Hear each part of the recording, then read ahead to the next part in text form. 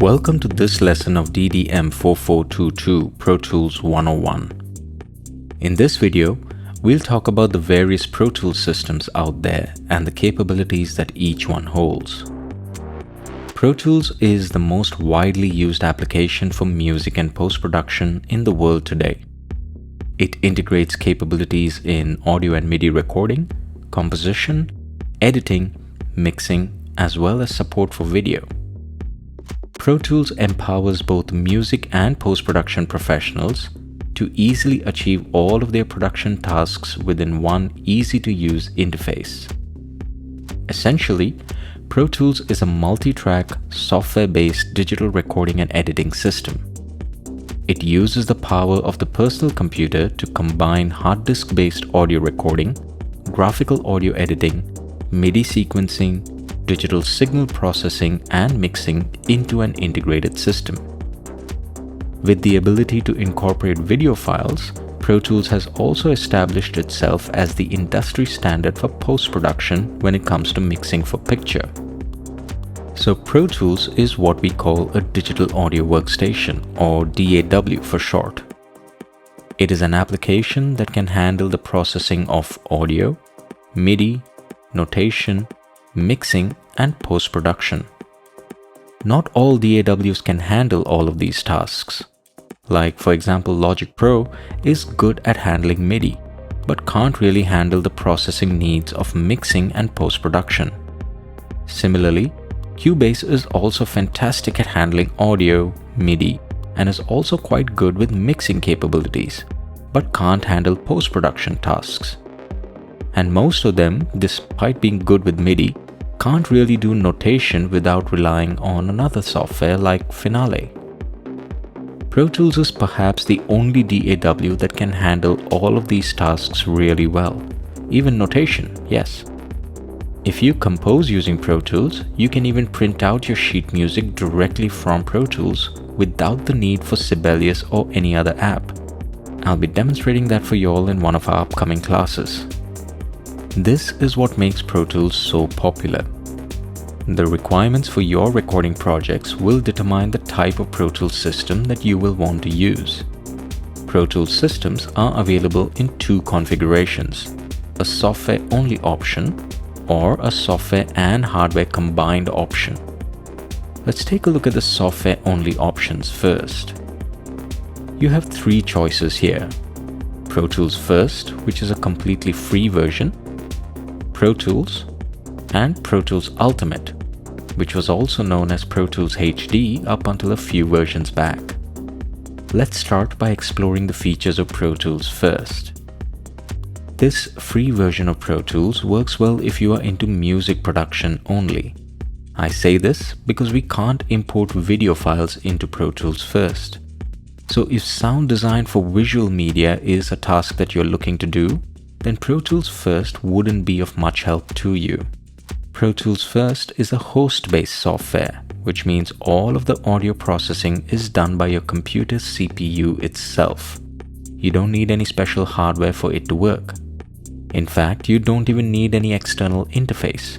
You can use the built-in sound cards that are in your Macs and PCs, and it will work perfectly well. It has a limited track count and also has limited I/O capabilities, which means you can't record an entire band at once, but you can record multiple mics. Pro Tools First also allows you to store 3 of your projects in the cloud, and unfortunately does not allow projects to be stored locally, so you will need to be online in order to work on your projects. All of your projects are completely cross-compatible though, which means it doesn't matter which platform you started your project on. You can move between systems and platforms in between. Next, we have the standard version of Pro Tools. This version of the software provides full-featured stereo audio production capabilities for music and video post-production work. You can import video into the standard version, but your work in post-production is limited only to stereo workflows, which means you can't do any surround sound mixing in it. Like Pro Tools First, this standard version is also host-based, which means all of the audio processing is done by your computer's CPU itself. You don't need any special hardware for it to work. And again, you don't even need any external interface. You can use the built-in sound cards that are in your Macs and PCs and work with it perfectly well. Our module focuses on the features of this version of the Pro Tools software. Then we have the Ultimate or the HD version of Pro Tools. Pro Tools Ultimate is the version of Pro Tools that you will get when you buy the full HD hardware from Avid. But it is important to know that you do not have to use it with only that hardware. In fact, you can use Pro Tools Ultimate without any external hardware, just like you use a standard version of Pro Tools. Having the external hardware does give you extra power and additional connectivity, but if it is just the software features that you need, you could run the software as a host-based software as well. Again, by host-based, I mean that all of the audio processing is done by your computer's main CPU itself. The Ultimate version of the software enables you to mix in surround formats, including Dolby Atmos. It even has advanced automation techniques that allow you to mix better. If you need all of these features in the software but do not want to buy the hardware, you do have the choice of buying just the software as well. Unlike softwares that use a serial number for activation, Pro Tools relies on the iLok platform for its authentication. As I have explained previously, the iLok is like a bank account for licenses. So if you buy Pro Tools, Avid will deposit your license into your iLok account, and you can use either a physical USB iLok or the iLok Cloud to activate your license with your installation of Pro Tools. The iLok USB key can't be cloned. In fact, you can't even back it up. If you connect it to your Mac or PC, it's not going to show up like a regular thumb drive on your system. You can only read or write to it using the iLok License Manager app. You need to be careful with this, especially if you're using a USB iLok, because if you lose it, you will need to buy the softwares again. If your iLok gets damaged though, you can send it back to the company and they will redeposit your licenses that are on the damaged iLok back into your account. You can then buy yourself another iLok and activate them. You may come across 3 types of these USB iLoks. The first generation iLok, which can hold up to 100 licenses. The second generation iLok, which can hold up to 500 licenses. And the third generation iLok, which can hold up to 1,500 licenses. You can't buy the first generation one anymore, and all of the newer apps that are mostly 64-bit will need you to have at least the second generation iLok in order to activate properly. Most of the companies now allow you to activate the license through the cloud though, so you may never actually need one of these USBs. Now let's talk about the Pro Tools hardware.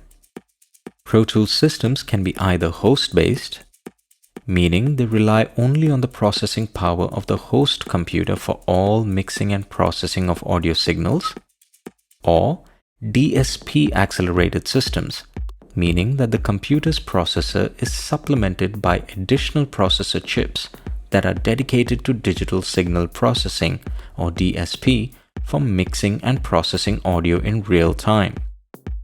Let's talk about the host-based system first. When you're using a host-based system, it's important to understand that all of your audio is processed natively, which means the DAW relies very heavily on the capabilities of your computer's CPU. You do not have to have an external interface to use Pro Tools natively.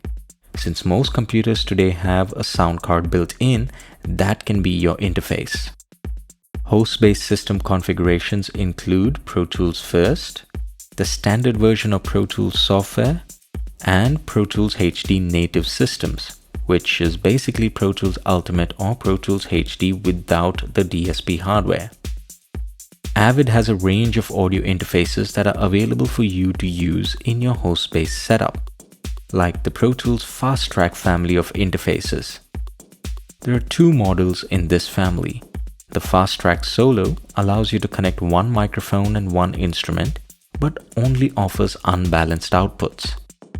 The Fast Track Duo, on the other hand, allows you to connect two microphones or instruments along with two line inputs and offers balanced outputs. Both of these interfaces connect to your Mac or PC via USB and support recording at a maximum sample rate of 48,000 Hz. Avid also has the M-Box family of interfaces, which serve as a step up from the Fast Track family, as they support higher sample rates and offer more connectivity. The M-Box offers 4 inputs, 4 outputs, a MIDI I/O, and goes up to 96,000 Hz in sample rate. M-Box Pro, on the other hand, offers much more I/O and goes even further in sample rates, up to 192,000 Hz. This connects to your host via FireWire though, so it isn't as popular with Windows users as not many PCs come with FireWire built in. Aimed at guitarists, Avid also developed an interface called the 11 Rack. Not only did it offer adequate inputs and outputs needed for the basic Project Studio, but this rack also included an effects processor that simulated some of the classic amps that guitarists love. All of these effects have now been ported into a plugin, which is included with Pro Tools as well. So you could simulate these amps directly from inside Pro Tools too. More recently, Avid joined hands with Apogee, a company well known for their converters and interfaces, and brought out 2 interfaces bundled with Pro Tools: the Pro Tools Duet and the Pro Tools Quartet. The Duet provided for 2 inputs and 4 outputs in an ultra-compact portable form factor, while the Quartet delivered an even more expansive I/O section with 12 inputs and 8 outputs. Both of these interfaces support recording at up to 192,000 Hz in sample rates as well. So these are the native interfaces that you can buy from Avid. Of course, you can use Pro Tools with interfaces made from other manufacturers as well. And there are some good ones out there too, like Universal Audio, RME, Focusrite, Motu. All of these companies make great interfaces for the Project Studio. So depending on your needs, like how many inputs and outputs you need, and most importantly, your budget, you could choose any interface to work with Pro Tools. But always remember, if you use any of these interfaces that I have just shown and mentioned, Pro Tools will work in native mode only, which is to say, it will be a host-based system. All of your audio will be processed only by your computer's CPU. These interfaces will be responsible only for the input and output of audio signal, not their processing. Which brings us to the second type of hardware, the DSP accelerated systems, or as it is more commonly known as, the HD systems. Pro Tools has a couple of different HD interfaces that can be used in this setup, like the HD I/O, which is available in 3 configurations. All analog, that is 16 channels of only analog inputs and outputs. All digital, that is 16 channels of only digital inputs and outputs. Or a combination of analog and digital, that is 8 channels of analog and 8 channels of digital inputs and outputs. We actually have these interfaces in all of our studios here at HKDI. Unlike most interfaces that you can buy though, the HD I/O does not include microphone preamps. Instead, it focuses only on the conversion of the signals from analog to digital and vice versa. For those that need a mic pre with the same conversion quality of the HD I/O, Avid introduced the HD Omni, an all-in-one box that even included monitor management. For those that needed a higher channel count, like while recording a live show for example, Avid introduced the HD MADI. Not only did this box support 64 channels of audio in and out, it did so across long distances, which means you could sit around 2 kilometers away and record a show remotely while being connected through just one cable. More recently, Avid also introduced the MTRX or the Matrix series of interfaces, providing even more customization to the user. All of these interfaces are very much in use today. and most of the studios will be using at least one or two of these in their control rooms. Now, how do you think these interfaces would connect to our computers? Do you think they connect via USB or FireWire? Actually, neither. USB and FireWire are protocols that would not be able to handle the bandwidth needed by these interfaces. In fact, to connect any of the HD interfaces, Avid had to come up with an all-new connector itself, called the DigiLink connector. And since it's a proprietary connector, the only way to add it to our computers is via a card. This is called the HD card and was in use until Pro Tools 10 was around. The card not only allowed you to connect your HD interfaces, but also had on it 9 DSP chips that took care of most of Pro Tools' audio processing needs. That's 9 CPUs dedicated to just Pro Tools. Today, if you go to buy one, you will get the HDX card. These continue to provide connectivity to the HD interfaces and have even more DSP chips for Pro Tools to use. 18 in fact. The DSP chips in these are much more powerful too. So much so that one of these HDX cards is equal to the power of 3 HD cards. So as you can see, since these are cards, the only way to install them is by using a computer like a Mac Pro or a full-fledged PC desktop, which allows you to add cards. We can't add hardware to all-in-one computers like an iMac or a MacBook or a PC notebook.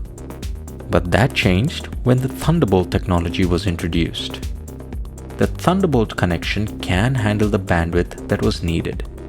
So companies started making expansion chassis, which are external boxes that could house cards like the HDX card. And this box could then be connected to your iMac or MacBook Pro using a single Thunderbolt cable. This connectivity workflow is also quite popular today. There was also a demand for the HD interface only. People wanted the quality of the conversion that the HD I/O provided, but without the need for all those external DSPs on the HDX card. So, Avid introduced the HD native card, which is basically the HDX card without the DSP chips. This way, people could still invest in the HD interfaces and use them without needing to buy the HDX cards. But with the newer Macs, the ability to use even the HD native card was becoming a challenge, and the expansion chassis option was quite pricey for just one card. So, Avid obliged by shipping the HD native card in a prefabricated box with the Thunderbolt connectivity built right in. This box allowed you to hook up an HD interface like the HD I/O or HD Omni directly to your Thunderbolt equipped Mac without the need for any other peripheral. This HD native setup is quite popular with composers and programmers who don't really have the need for the DSP chips on the HDX card, as they aren't into mixing. I'd like to highlight one point here. Always remember, if you are using a Pro Tools system with the HDX card, that means with the DSP chips, then you are using a DSP accelerated system. But if you're using a Pro Tools system without the DSP chips, irrespective of whether you're using a HD interface or not, you are using a host-based or a native system, which means all of your audio processing is carried out by your host computer's CPU. So just because you're using Pro Tools Ultimate, it does not mean that you're using a HD system or a DSP accelerated system. It could be that you're using it in native mode. The version of which Pro Tools software you use depends on the license that is on your iLok. If you connect an iLok which has the Ultimate license in it and launch Pro Tools, guess what? You will launch Pro Tools Ultimate, albeit in native mode. The installer for Pro Tools and Pro Tools Ultimate is actually the same. There is no different installer. It's just the license that is different. In our labs, A430 and A431, when you launch Pro Tools, you will see that it launches Pro Tools Ultimate. but we don't have any HD hardware connected to those iMacs, which means we will be using Pro Tools Ultimate in a host-based and native mode. But if you go to our studios, A216, A218, A323 or A328 and launch Pro Tools there, you will be launching Pro Tools as a DSP accelerated system, because in each of these studios we have the HDX card connected to our Macs. In terms of the capabilities of each version of the software, depending on the sample rate you select to work in, the number of audio tracks in each will vary. Like in Pro Tools First, you can have a maximum of 16 audio tracks when you're working at sample rates up to 96K. You can't go higher than 96K in Pro Tools First. But in Pro Tools, we can work with up to 128 audio tracks when working at 48K. Pro Tools Ultimate takes that number up to 256 if you have one HDX card. And this number can be increased too by adding more HDX cards to your workflow. The maximum number of inputs, that is the number of interface inputs that you can record at one time, is 4 in Pro Tools First, 32 in Pro Tools, and 128 in Pro Tools Ultimate. Of course, if you're using Ultimate in native mode, this number drops, so it is hardware dependent. The maximum number of audio tracks that you can record is also 4 in Pro Tools First, 32 in Pro Tools, and 256 in Pro Tools Ultimate. You can have 16 instrument tracks in Pro Tools First, 128 in Pro Tools, and 256 in Pro Tools Ultimate, while you can have 16 MIDI tracks in Pro Tools First and 512 in both Pro Tools and Pro Tools Ultimate.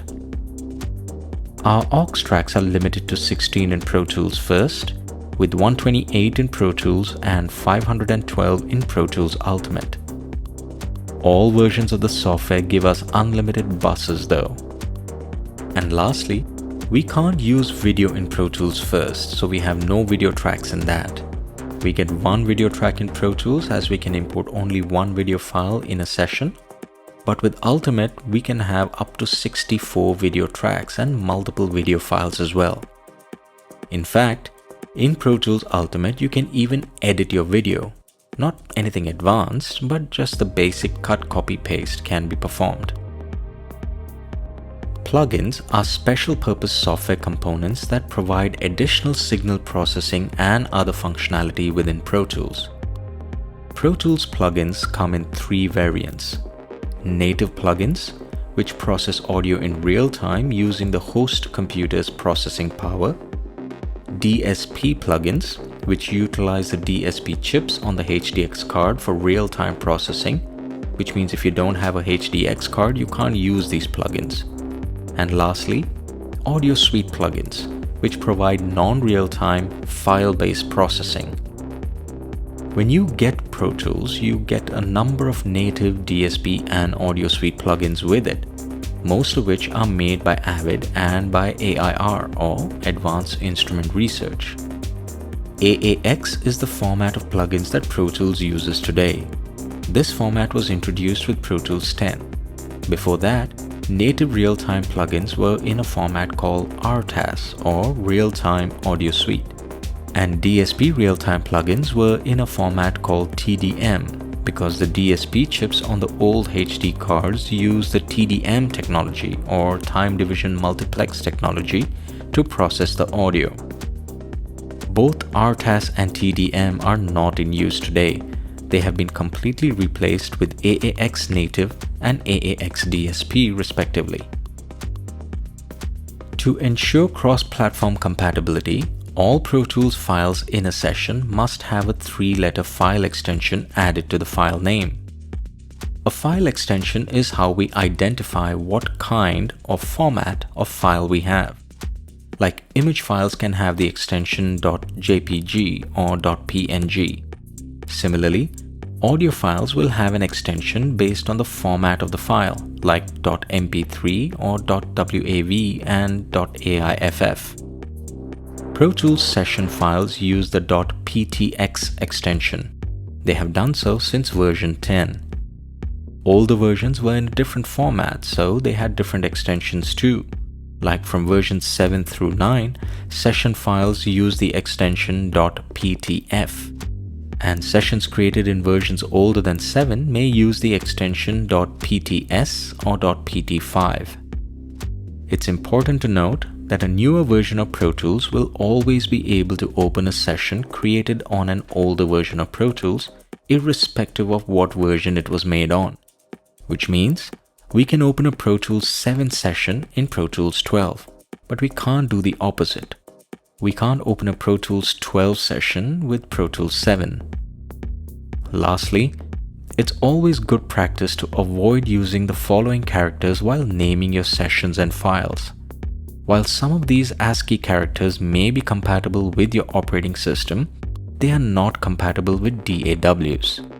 I also advise students not to use any other language other than English while naming anything. Because if you ever need to open up a session on a system that does not have your language pack installed, you may end up corrupting your session. And while I haven't seen this happen in Pro Tools, I have seen this happen with Logic Pro sessions.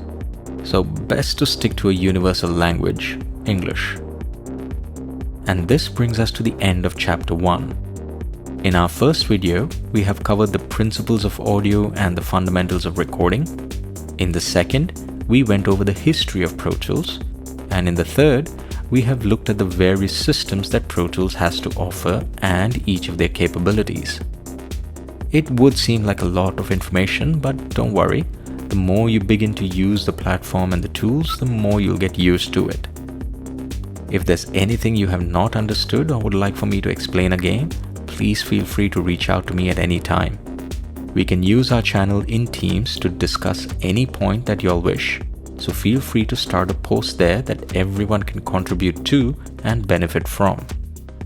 This lecture will also be made available to you to watch again over Moodle, so feel free to log in and watch it at your own pace. So until we meet next time, take care, stay safe, and stay healthy. Bye-bye.